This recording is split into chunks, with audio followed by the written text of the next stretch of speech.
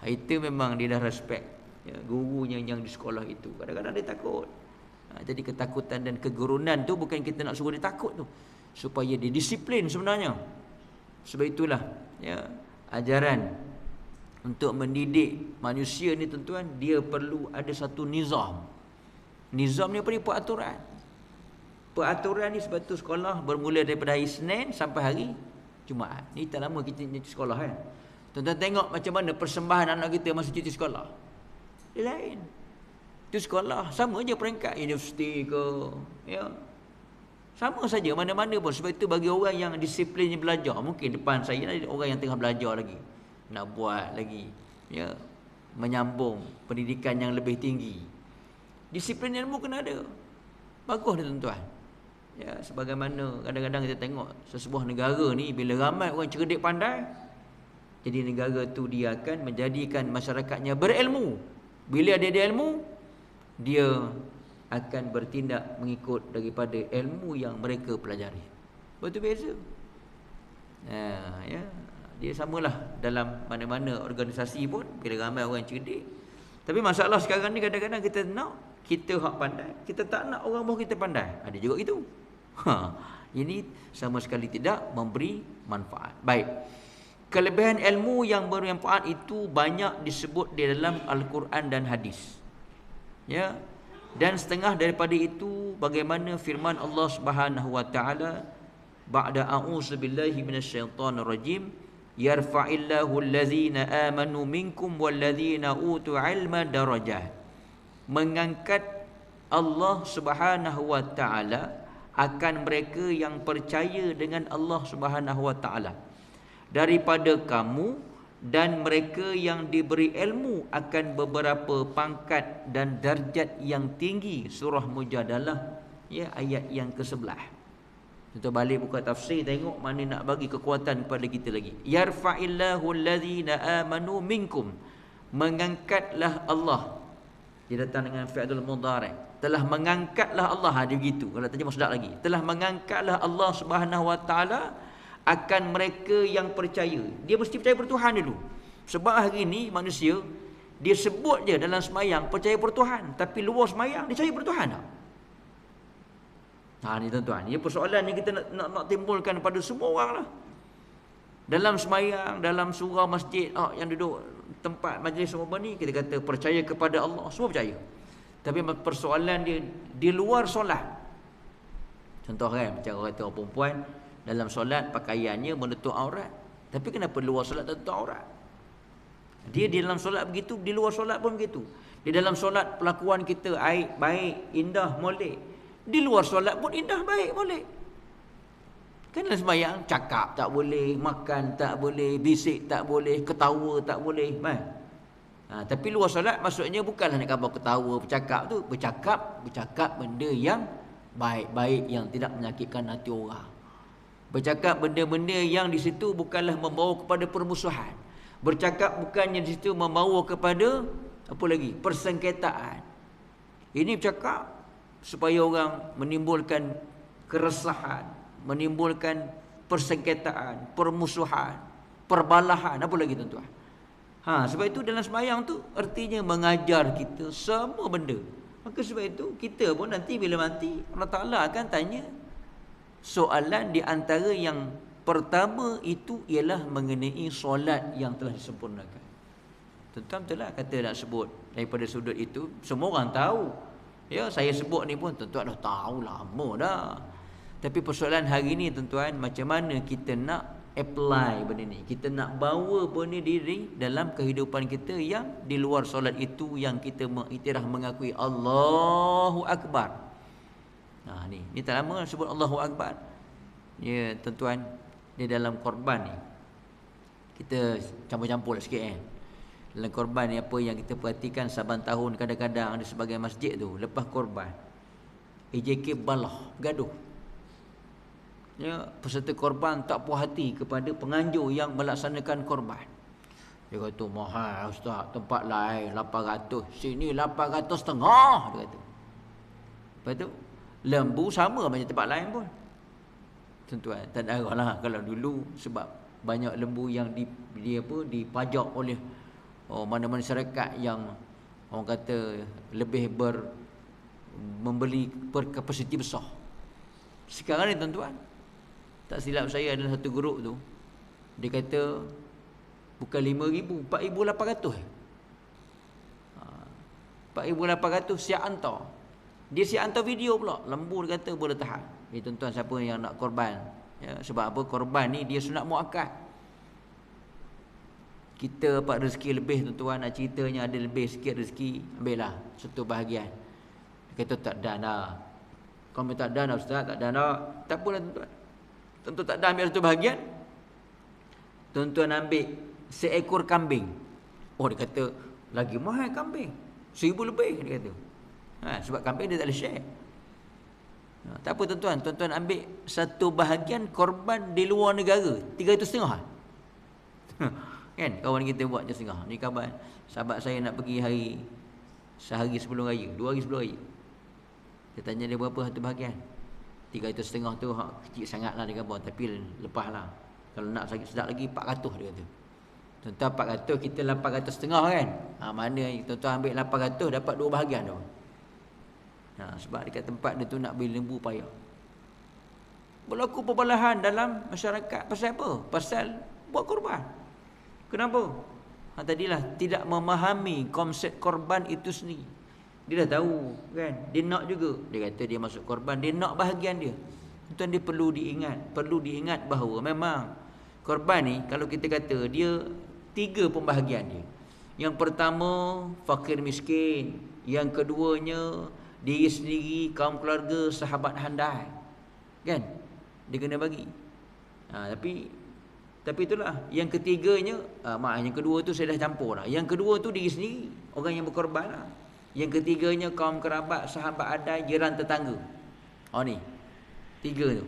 Tapi kadang-kadang kita tengok sebahagian tempat tu, nombor 1 fakir miskin ni dia tak bagi pun. Dia kata okey siap, orang buat kerja ambil. Siapa buat kerja ambil. Dia anak buah nak datang ambil buat kerja. Dapat. Tu balik penuh peti. Bila nak masuk pula? Tahun depan tak habis. Ni, ya, strategi. Dia kata nanti kalau dapat korban, abah nak semua dalam ahli keluarga kita ni semua kita tolong. Kita pula yang tak kuasa bila tolong tu bagi pula sikit-sikit seorang kan. 5 orang datang 5 kilo dapat umpamanya kalau 1 kilo.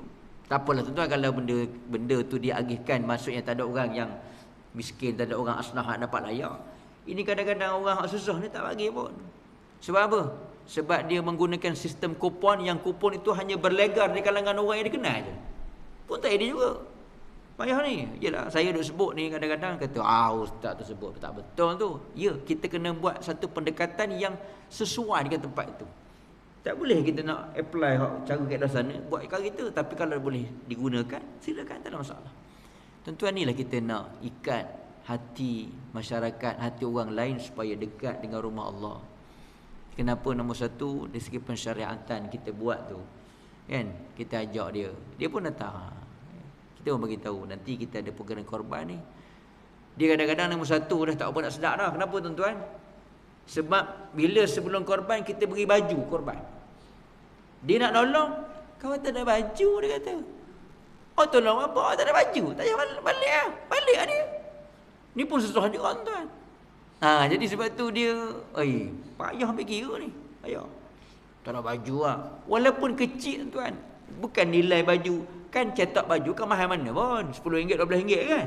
Paling mahal RM15 kain jersey. Macam-macam. Dulu saya pernah pergi tempat tu. Ya. Baju je kain jersey.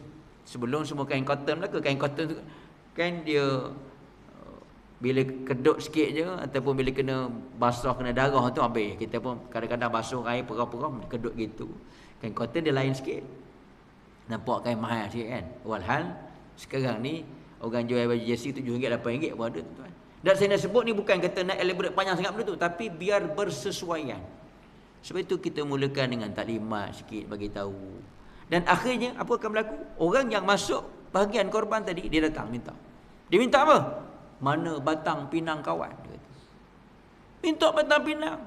Tuan-tuan, kalau ada JK nak berkorban sini ni, seminggu sebelum tu Tuan-tuan ketong siap dah. Ada pokok pinang, tebang, ketong siap dah. Sedikit. Nanti kalau dia minta, dia kata, mana tuan-tuan kuasa? Ni, jaga setia. Mana batu pinang kawan? Nak berapa kata? 3, ambil 3 tongkol bagi. Boleh tahu. Kan? Daging Mesir mana daging Mesir? Minta yang sedap-sedap. Tuan-tuan faham tak konsep korban? Korban sunat ni, dia ambil sikit. Saya bagi mudah gini tuan-tuan. Dia sama ada tuan-tuan nak bagi 7 dulu, nak bagi 3 terpulang. Nak bagi 7 katakanlah. Kita 7 orang, 7 bahagian ambil. Ya. Kita kalah seekor lembu tu 70 kilo. Kita ambil mudah-mudah hari ni. 10 kilo seorang kan. 10 kilo ni bagi 3 pula. Satu untuk dia, satu untuk fakir miskin. Tu kena ingat. Satu lagi untuk sahabat tangga, jiran tetangga, sahabat handai, kaum kerabat dan sebagainya seumpamanya.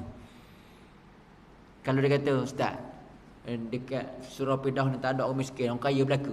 Semua tengok kereta 3-4 buah, kaya belaka. Dia tak nak korban. Itu pula kita. Kan? Rumah besar, dia kata kereta banyak, dia malah korban. Nak nunggu korban je dia kata. Tuan-tuan, kita tak sebaca lah orang tu nak buat macam tu. Mungkin dia ada, kita tak tahu masalah. Yelah, benda sunat kan. Tadi kata sunat muakkad sunat dituntut. Tak apalah tuan-tuan, kita tak tahu masyarakah dia. Takut kereta 3-3 tu mati rotak tak berjalan pun. Tuan-tuan tak tahu. Sebab tu tak ada nilai orang. Kadang-kadang orang tu tengok piring Astro ada 4 dia kata. Ini mesti dia tak tahu yang 4 tu zaman Tori dulu. Satu benda pun tak fungsi. Kan, zaman Tori. Satu benda pun tak fungsi. Orang duk kaji kereta. Saya pernah ada orang hamba Allah ni kata, saya 7 biji. Saya tengok dia kata, rumah hamba Allah ni dia kira 7 biji. Awak salah tu dah 7 biji. Rumah kawan dia, tak tahu orang bekal. Kawan, rumah kawan ada 9 biji kereta dia. Dia tak bagi buah lah. Dia tengok dia kata, "Oh ni biar betul 9, kau baca 5 aja." Dia kata dekat ladang tu ada 4 kereta sorong dia kata. Rupanya dia kira juga. Anak sangat kira. Tuan-tuan, kita sebab tu kata, saya sebut dia celebrate dengan sembahyang tadi kan. Kita ni sebenarnya banyak jaga hak orang lain.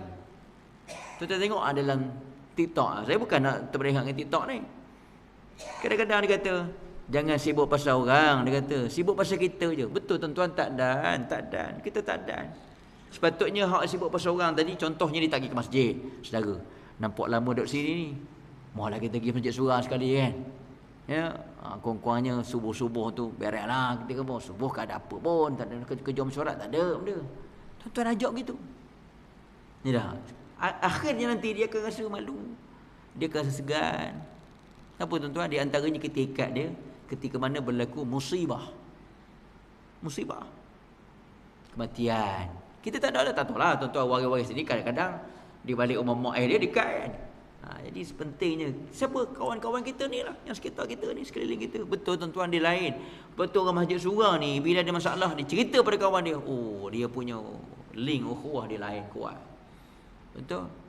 Kita tengok sahabat-sahabat kita kadang masuk ke hospital kan, yang pergi ziarah tuan doakan, syafaqallah Rabbuna yashfi, dia doa. Kita nak gitu. Baik. Jadi kalau balik pada cerita korban tadi tuan-tuan, biarlah kita berkorban itu merapatkan ukhuwah, mengeratkan hubungan silaturahim. Dia nak gitu. Menjadikan ibadah tu benar-benar ibadah yang diterima. Dan saya nak pesan juga pada orang yang korban ni, ketika mana nanti tuan-tuan, dia bila kita bagi duit tu tuan-tuan dah niat kan. 1 Zulhijjah tuan-tuan niat lagi. Ni niat supaya niat kita tu dia berterusan. Dan ketika mana sebelum penyembelihan tu tuan-tuan hadir, tuan-tuan niat lagi. Biasanya kita akan akad kepada tukang sembelih. Inilah ya satu bahagian korban saya.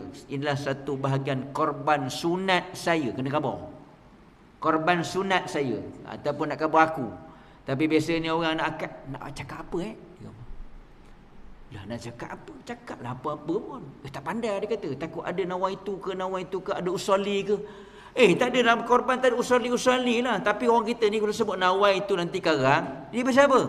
Belakang tu, salah rakaatin. Nawaitu benda. Dia kata kan?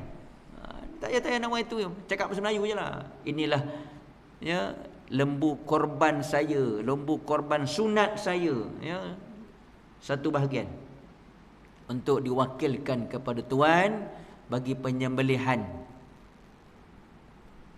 kerana Allah Ta'ala ataupun untuk disembelihkan. Kampung itu je lah, mudah. Orang yang boleh kata saya terima bagi pihaknya. Amin. Kita orang Melayu ni sikit-sikit akad sebut wakil. Dia panggil taukil. Sebab itu yang membaca takbir, saya sebut tadi kan. Siapa dia? Yang mengangkatlah Allah, telah diangkatlah oleh Allah Subhanahu Wa Taala. Ni tadi. Siapa dia? Tuan-tuan. Sebab itu yang menyebut kalimah Allahu Akbar itu bukan orang yang tengok. Ini siap ada pula orang yang tengok. Mari. Takbir. Kuat. Dia kata, dah. Tuan-tuan sebagai ahli yang berkorban, tuan-tuan kena baca apa? Bila lembu tu diheret, dibawa untuk ke tempat penyembelihan, tuan-tuan boleh start dengan ayat ni. Mungkin ada ustaz-ustaz bagi tahu kan. Tuan-tuan kena baca inna solati wa nusuki wa mahyaya wa mamati lillahi rabbil alamin. La syarika lahu wa bidzalika umirtu wa ana minal muslimin. Baca ayat tu. Ulang inna salati wa nusuki wa mahyaya wa mamati lillahi rabbil alamin la syarika lahu wa bidzalika umirtu wa ana minal muslimin. Ustaz, yang mana ni? Hak tu baca doa iftitah tu lah. Oh, macam penuh je baca. Memanglah pernah baca. Hak tu lah bacaannya pun. Oh iya ke? Ya. Ini tengok tak tahu nak buat apa. Takbir dia kata. Dia macam tuan-tuan tekong bawa jenazah ha. Tekong bawa ni. Sebab itu tuan-tuan buka kitab azkar. Dia kata apa? Ketika mana penghantaran jenazah tu, dia duduk diam. Diam ni sebagai apa? Untuk kita fokus. Kita nak fokus sebab kita nak bawa cepat penghantaran pengkebumian, perkuburan. Kadang-kadang kita hanya pandai ni apa driver tu. Ataupun dalam ramai-ramai kita tu dia rasa dia macam orang bagi serah ke dia. Wah, tak ada pun serah mandat ke dia kan. Angkat je sikit, jalan gerak tu 3 langkah. Al-Fatihah. Tak ada tuan-tuan. Tak ada. Buka kitab azkar. Kalau saya berdoa. Tak ada. Dia kata duduk diam pada ketika itu. Orang yang melihat, dia ada baca doa dia. Ni cerita orang bawa ni. Kita dah jalan sikit. Al-Fatihah. Turun tangga tu, hak depan tu dah turun, hak belakang tak turun lagi. Al-Fatihah. Gitu je tahan jenazah. Nasib baik dia kata kita 3 mata tangga. Kalau 5 mata tangga, jawabnya berbah dulu kan. Konon-kononnya kita ni kadang-kadang ada haknya lebih pandai pada orang pandai lagi. Lebih baik diam je. Tanyalah ustaz-ustaz, nak baca apa ni? Nak buat apa? Tak nak baca apa-apa. Diam je. Menunjukkan kita ada ilmu. Tapi kata diam je rasanya macam tak ilmu. Hak diam tu yang orang ada ilmu nak cerita. Baik. Orang yang menyembelih dia kena baca apa? Allahumma haza minka wa ilaika fataqabbal minni kalau dia berkorban. Sebut siapa? Allahumma haza minka wa ilaika fataqabbal minni. Sebut nama hak yang dia angkat tadi kan. Bismillahi Allahu akbar Allahu akbar Allahu akbar. Allahumma salli ala sayyidina Muhammad. Sab dia pun tarik. Baik. Arti siapa yang takbir tuan-tuan? Tukang sebelah. Hak tengok ni, tengok je lah. Inna salati wa nusuki. Orang yang korban, orang tak korban, dia melihat dan menyaksikan penyembelihan itu. Puk, darahnya bancut-bancut. Elok tuan-tuan. Baru timbul di situ semangat dia untuk dia berkorban. Sebab tu dikatakan bagaimana sebelum darah tu mengalir jatuh ke atas bumi, Allah Ta'ala akan mengangkat darjat bagi orang yang berkorban. Tu. Ambil masa tuan-tuan, ambil ruang, ambil peluang. Ya. Semalam kawan saya doa lagi, ada lagi dia kata ni banyak lagi. Ya, mereka ni biasa pergi ke Kemboja lah. Tapi kadang-kadang kita yakin ke tak yakin, percaya ke tak percaya dah. Ini biasa dia hantar gambar, dia hantar video. Pergilah pada orang Sikah tuan-tuan. Bagi pada orang Sikah ni insya-Allah dia akan laksanakan dengan benda urusan yang teratur dan terbaik. Dia begitu. Barulah mana orang tengok, oh kan kita buat, kita dah buat tahun lepas, berapa ekor buat? 5 ekor. Oi, tahun ni kita angkat lagi lah, tambah lagi 2 ekor. Pasal apa? Saya nampak sini okey lah dia buat. Ada sebagai tempat tu tuan-tuan, daging ni bila siap sembelih dia lapar-lapar, dia lombok setempat. Saya kata ni macam mana ni? Dia kata nak bagi korang sama je ustaz, dia kata. Saya kata mana sama lain. Sama je dia kata. Tuan-tuan dia nak mudah kan. Ada sebagai tempat ni, saya pergi lagi sedap. 2 kilo dia timbang. Puh, saya kata untung orang sini 2 kilo. Lembu besar Ustaz, dia kata 2 kilo. Bukan masalah besar kecil, masalah tu dia lagi ramai dapat tu lagi bagus. Sikit-sikit seorang.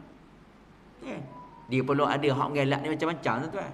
Sebab tu ada orang panggil mat ekor sampai sekarang. Mat ekor. Bukan mat ekor tikar nombor ekor tu, bukan.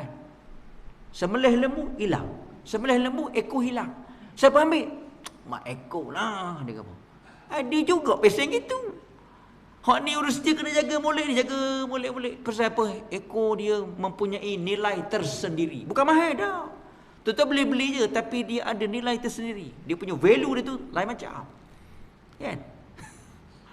Allahu Akbar. Lepas tu kata kadang-kadang, yelah saya dah sebut ni bukan kata bagi apa yang tuan-tuan telah buat tu tak bagus. Kita ni nak mendisiplinkan manusia. Ya, nak memanusiakan manusia supaya berdisiplin. Kamu tadi lah. Bila kita dalam disiplin teratur tuan-tuan, akhirnya apa? Barakah. Barakah tu turun. Bila barakah ni ada tuan-tuan, Allahu Akbar. Ni yang kita nak ni. Ya, senang macam mana kita rasa macam kita bahagia dah, tapi kalau tak ada barakah tak jadi tuan-tuan. Tuan-tuan tidur dalam keadaan keresahan. Kenapa? Rumah kena umpil semua. Ni, datang ni. Tuan-tuan kerja motor tak? Kena benci motor tu. Alam. Cik. Ha. Hilang. Saya pernah berkuliah satu tempat. Bukan motor je hilang. Dengan kereta-kereta hilang. Kena rembat Ustaz. Sekali tu dia rembat kereta, motor Pak Imam. Balik jalan kaki, tak imam. Isyak tak jadi imam lagi tu. Ustaz tolong jadi imam. Dia kata, kenapa? Motor hilang Ustaz. Dia kata, Allah. Saya kata, macam mana pergi report? Pergi report. Motor EX5. Ada bawa EX5. Tu tadi kunci tu. Allahu Akbar. Kemudian saya kuliah 2 minggu sekali tempat tu. Tanya lagi. Dia kata jumpa Ustaz. Dia jumpa kat mana? Tapi jumpa dia kata apa? Relah habis dah. Ya, pasal motor tu orang nak ambil spare part. Motor standard gitu kan, nak ambil spare part nak gitu. Baik. Wallahualam, tuan-tuan. Tak apa, kita sikit yang penting kita ni dapat benda yang menimbulkan kesan pada diri. Kita dah baca ilmiah panjang-panjang, kadang tak ada kesan tuan-tuan jadi. Ya, sebab tu biar kita hadam dan fahamkan betul-betul. Baik. Percaya kepada Allah dulu. Kata percaya kepada Allah tuan, saya sebutkan tadi. Biarlah kita ni dalam masyarakat, dalam keluarga. Sebab itu benalah Islam dalam keluarga kamu, insya-Allah dia akan terbina dalam kampung ataupun taman kamu. Bina dalam diri akan bina dalam keluarga. Bina dalam keluarga dia akan bina dalam tempat kita. Ni tuan-tuan, kalau ramai datang semayang, datang cari ilmu kita, kenapa ni? Benda kuliah tu lama dah kau dengar, super tu juga. Bukan masalah kuliah tuan-tuan. Kita nak datang tu hadirnya kita supaya Allah Ta'ala bukakan pintu hati dapat hidayah. Berapa ramai dah orang yang belajar, dia faham, dia tahu, tapi semasa pelaksanaan salah juga buat. Ni, hak khabar tadi ni. Berapa lama dah kita tahu yang takbir tu ialah tukang sebelah, tapi takbir juga tak kuat. Nampak? Pelaksanaan tanfiz itu yang kita nak buat dengan betul. Beza tuan-tuan, beza. Sebab itu orang yang ada duit, dia tahu nak gunakan duit dia di mana. Tapi ada orang dia duit, dia tidak ada ilmu, dia guna mana? Dia kata sekarang ni beli kereta elektrik BYD. Beli BYD. Habis. Ke kampung saya dulu, orang buat jalan highway. Highway ni mahal dia bayar tuan-tuan. Mahal tak mahal lah, maknanya ratus ribu. Ada seorang hamba Allah tu, dia dapat lebih kurang kat hampir 200,000 pada ketika itulah. Beli RZ 3 buah. Masa zaman tu zaman RZ ada lagi. RZ generasi lah. Anak lelaki 3 orang, dia kata beli RZ 1 seorang. Begitu baru namanya adil sebagai seorang ayah. Kita dah dengar, ayah adil. Adil ayah tu beli motor RZ untuk anak lelaki. Dia tak tahu dengan RZ tu kan dia berempit kan. Tapi memang betul anak nombor 3 tu patah kaki. Jip kalau bukanlah kata kalau tak beli RZ tak patah kaki, tapi memang tu takdir yang mungkin. Nah, dia beli lain, beli lembu ke 3 ekor. Korban boleh orang dia beli, nampak. Tapi bagi orang ada ilmu dia lain. Dia akan menterjemahkan pada itu. Baik. Percaya kepada Allah daripada kamu. Daripada mana? Kebanyakan manusia ni. Sebab itu kadang-kadang kita ni nampak sudut kerja bagus, jawatan bagus, tapi dia segi hubungan dengan masyarakat tak bagus. Kenapa? Tadilah. Yang Allah Ta'ala pilih yang mukhtar. Yang kalau kita yang mukhtar. Tuan-tuan, dalam ramai-ramai kita duduk di perumahan, duduk di kampung ni, Allah Ta'ala pilih tuan-tuan. Boleh datang ke masjid surah. Orang lain. Kan saya malam ni, dia pun datang Ustaz. Tak apalah malam ni, tapi malam lain insyaAllah dia akan datang continuous. Sentiasa berterusan. Pasal apa? Dia ada rasa seronok tuan-tuan. Bila seronok ni, halawatul iman. Ni kita nak. Ya Allah, berilah aku keseronokan dalam beribadah. Tuan-tuan, sebab tu kita seronok datang ke masjid surau ni. Pasal apa? Pasal dia jentikkan hati itu, menyebabkan timbulnya ketenangan. Rasa best je. Seronok je kan. Lepas siap kuliah ada makan. Walaupun makan ni bukan tuntutan, bukan tuan-tuan nak pun, tapi bersama-sama dengan kawan-kawan. Ya, betul tuan-tuan. Kita ni masa hidup ni lah, kita nak sembang-sembang, jumpa kawan-kawan gitu kan. Manusia akan, sebab manusia itu hidupnya bermasyarakat. Sebab itu Nabi sentiasa dengan para sahabatnya. Nabi jangan duduk seorang tuan. Ketika mana duduk di rumah, lepas tu dia keluar. Tapi ada orang pula dia pelik. Kerja, balik rumah, duduk diam, kurung. Macam rumah dah pasang gerai, kurung. Dengan jiran pun pasang ni juga, tembok. Pagar tinggi. Ustaz jangan kuat sangat Ustaz. Dengar mic dia orang. Lah, memang betul nak khabar pun. Tuan-tuan tengok pagar tinggi-tinggi. Hidup dalam masyarakat orang, asal jadi benda kita. Jangan. Islam ni dia bukan suruh duduk nafsi-nafsi. Kita pun udkhulu fi silmi kafah. Masuklah kamu dalam Islam itu keseluruhan. Artinya kita nak kita ni bagus. Orang lain pun bagus macam itu. Ajak orang lain. Ni buat pagar tinggi-tinggi. Kenapa? Dia kebal takut nanti orang mengintai dia. Lah, anak dara tak ada seorang sekor pun, seorang pun tak ada. Laki jantan mereka kan. Dia kata kalau dia anak dara apa, orang tak mengintai dia pula mengintai anak dara orang. La ilaha illallah. Pelik-pelik tuan-tuan. Sebab tu kita kan, saya kadang-kadang orang dia konelak, dia buat pagar tu tinggi. Kereta nak masuk tak nampak, rentam. Betul tak? Dia kata tak boleh. Kalau nak buat pagar, jangan pagar celing dulu. Tu susah. Sebab itu kadang-kadang dia kata, apa pula tanah kawan, kau kawan nak buat apa? Betul tanah dia. Tapi kita kata tasamuh. Adanya toleransi. Oh dia tak boleh. Jalan dia, ni ada hamba Allah ni. Dia dapat rumah, tengah rumah ni, tengah-tengah ni. Ketika itu nak buat reserve jalan tak ada. Lalu rumah orang tu kata, awak boleh lalu, tapi awak kena bayar tol. Tak ada arah. Untung gitu kawan tu. Kita pun nak buat ke tak? Tapi ada orang dulu lalu kita kampung dulu, rumah kita ni dia tembus ke belakang, sana jalan potong umpamanya. Mak ayah kita bagi je. Ayah tak betul ke? Tak apalah. Kita dapat kita claim kat akhirat je. Orang tu dulu aja. Kan orang kampung kita dulu kan. Lalu topang lalulah dia kata. Tak ada tol-tol ke? Tak apa, free je. Nanti kita bayar kat akhirat dia kata. Orang tu aja kita dulu. Dia macam tu. Sebab nak suruh buat baik. Tuan-tuan, berapa banyak tanah yang ketika orang dulu dia pakat adik-beradik, dia pakat saudara mara dia masuk secara verbal je mulut. Awak ni besok tanah gini. Tak apalah. Mati mak ayah dia tengok anak buat macam mana. Ni tanah mak ayah saya ni, sekarang ni saya jadi pemilik dia. Awak dalam geran tak ada nama, ini semua tak sah belaka. Pam, ambil. Tuan-tuan, guna tanah ni nak cerita. Maaf tuan-tuan, saya boleh sebut ni, sebut sikit pasal perubatan. Ya. Orang ni duduk di Kuantan. Saban tahun. Dia punya kacau, dia punya ganggu, tak boleh. Dia tak boleh. Duduk rumah ni panas, rasa nak pingsan. Pindahlah ke satu daerah. Saya tak sebut daerah mana. Nanti tuan-tuan boleh baca pula kan. Kita ni ada live pula ni. Dia dengar pula, dia kan marah pula. Ya. Dia pindah satu daerah tu. Jadi dirawat daerah tu. Rawat. Tengah proses perawatan tu tuan-tuan, dia pingsan. Dia pingsan. Kemudian perawat tu baca untuk sembuhkan. Dia pun menderang. Dia sebut A sampai Z. Jadi bila sebut A sampai Z tu, tuan-tuan mesti tanya siapa perawat tu. Perawat tu saya lah, okey. Dia tanya dia sebut A sampai Z. Saya beritahu pada warga-warga dia, jangan percaya 1%. Sebab dia sebut. Tapi tak Ustaz ni bukan orang yang pertama. Tapi anak tu warga-warga dia baguslah. Tak apalah dia buat macam mana pun, tapi kami ni tetap carilah alternatif dia kata. Kenapa tuan-tuan?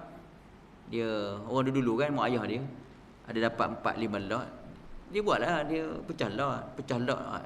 Anak nombor 1 sini, 2, 3, 4, 5. Anak dia kahwin. Bila kahwin ni, tu kata, kita sebagai seorang suami, didik isteri dengan betul. Abang mana boleh dia lebih abang? Tak apalah, dunia je ya. Kepatut itu. Ini abang mana boleh bang? Ya tak ya juga. Baru abang perasan. Bagus awak nasihatkan abang. Bukannya gitu. Patutnya suami tu nasihat isteri. Tuan-tuan ni yang berlaku dalam masyarakat ni. Ya Allah, pensan dia keluar segala mak nenek keluar. Saya kata sebenarnya dia lama dah ni berlaku. Orang kata betul Ustaz, lama. Dia kata tak apalah. Kami pun tak duduk dah di rumah tu, kami tinggal. Tu saya kata habis. Kalau boleh jual-jual lah. Biarlah. Dia ambil tuan-tuan lebih kurang kat 10 kaki. Bukan sekadar ambil, dah buat bangunan pun. Mati gimana tuan-tuan? Mati gimana? Kita ni boleh tengok dunia ke? Saya tanya tuan-tuan, boleh tengok dunia ke? Ya Allah. Ya. Saya ada jumpa beberapa jenis orang masyarakat. Hak yang jenis dalam hidup dia memang tak ada toleransi dengan orang. Ketika mana dia nak meninggal, Allah Ta'ala uji dia nombor satu, keluar darah daripada punggung dia, kemaluan dia tu, yang belakang. Keluar ni main bleeding macam orang keluar darah haid. Sekali keluar berketul-ketul. Lelaki tuan-tuan cerita. Ni ada ni sebut-sebut ni. Keluar berketul-ketul. Kau dah tolong Ustaz kata. Saya pun kata saya tak reti jugalah. Tapi kita nasihatkan dia, kalau boleh minta maaf lah dengan semua orang yang telah kita menzalimi orang itu. Saya dah minta maaf dah Ustaz, dia kata. Tapi saya tak tahulah dia maafkan ataupun tidak. Tuan-tuan, sebab itu kita kena ingat ketika mana kita ada kederat ni, contoh saya sekarang, contoh ada kederat ni, cakap kat depan ni. Kita pun kena cakap berlapik, bergaluh. Kenapa tuan-tuan? Kita nak orang buat baik. Bukan kita nak jadi orang semua, kita tidak. Jangan. Kita nak jadikan manusia ni seperti mana yang Nabi bawa ajaran itu. Sebab tu Nabi kata apa? Innama bu'istu liutammima makarimal akhlak. Aku diutus untuk menyempurnakan akhlak yang terpuji. Bukan akhlak tak baik orang Arab ni, tapi akhlak tu dia nak terpuji yang lebih baik lagi, supaya dia jadi satu neraca ataupun satu landasan yang tepat, yang betul. Baik. Dan mereka diberi ilmu yang dipilih oleh Allah Ta'ala dalam ramai-ramai ni tadi, tuan-tuan ada kesedaran. Siapa dia? Orang yang ada ilmu. Bila ada ilmu tuan-tuan, dengan ilmunya tadilah yang akan menyebabkan darjatnya diangkat dan martabatnya diculang. Bukan kita nak diculang. Sebab itu orang belajar, dia nak namanya disebut-sebut. Jangan tak panggil saya prof tau.